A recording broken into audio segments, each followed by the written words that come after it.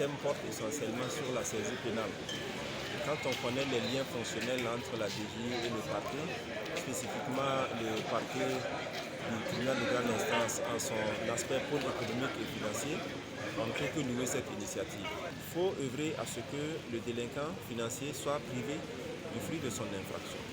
C'est en cela que réside l'intérêt de la poursuite.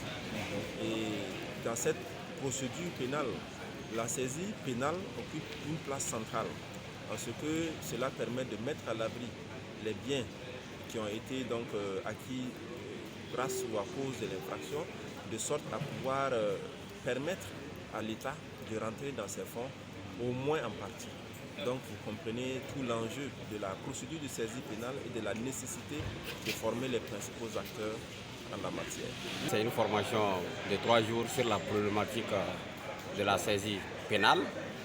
Nous sommes donc dans le cadre de la lutte contre la délinquance économique et financière où la Direction générale des impôts en tant qu'acteur intervenant a un rôle ambivalent. Ce rôle ambivalent dans le cadre donc, de la loi 016-2016 sur la lutte contre le blanchiment des capitaux et le financement du terrorisme lui confère un statut d'assujetti avec des obligations déclaratives au niveau de la CENTIF. Mais au-delà de ce statut d'assujetti, la Direction générale des impôts a le rôle d'autorité d'enquête en matière donc, fiscale. À ce titre, la Direction générale des impôts est habilitée à mener des investigations en matière de fraude fiscale.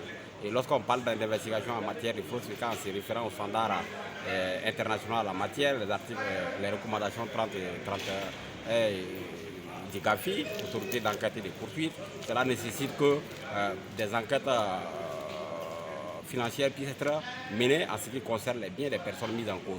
Lorsque nous sommes dans la problématique de la lutte contre la délinquance économique et financière, ce qui nous intéresse a priori, ce n'est pas essayer d'établir les infractions, les éléments de preuve, aller condamner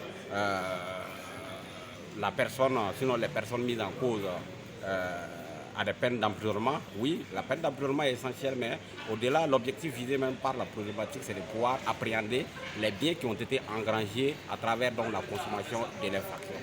La formation vise bien évidemment à outiller la Direction générale des impôts à pouvoir dépister les biens qui sont en lien avec l'infraction, les biens générés par donc, la consommation des infractions de fraude fiscale ou les biens de valeur correspondant dans les hypothèses où il y a l'impossibilité matérielle de faire la corrélation entre les biens qui ont été générés par l'infraction sous-jacente de fraude fiscale qu'on reproche aux contrevenants, les biens tous azimuts dans son patrimoine, en vue donc de l'empêcher de bénéficier quelque part des fruits de son activité criminelle.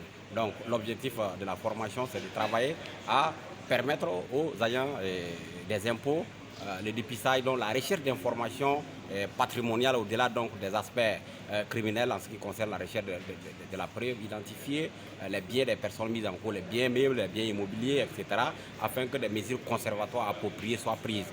Puisque vous allez remarquer que avec le nouveau dispositif répressif, le code pénal de 2018, le code de procédure pénale de 2019, l'État lui-même peut être dans certaines circonstances poursuivi pour avoir commis une infraction du chef, bien évidemment, de ses préposés.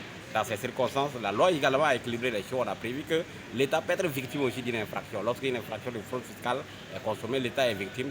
Et si l'État est victime, il revient aux autorités judiciaires. Donc lorsqu'on parle de l'autorité judiciaire, on peut faire une extension en disant qu'il s'agit des autorités d'enquête et de poursuite, y compris la Direction générale des impôts, de travailler à ce que l'État puisse véritablement entrer dans ces fonds, le manque à gagner à travers donc, la consommation de l'infraction de fraude fiscale. La problématique que nous allons aborder de manière transversale parlera en tout cas des saisies pénales, des saisies conservatoires pour permettre à l'État, à travers donc, la Direction générale des impôts, de pouvoir bénéficier de la réparation du préjudice donc, de la consommation des infractions de fraude fiscale.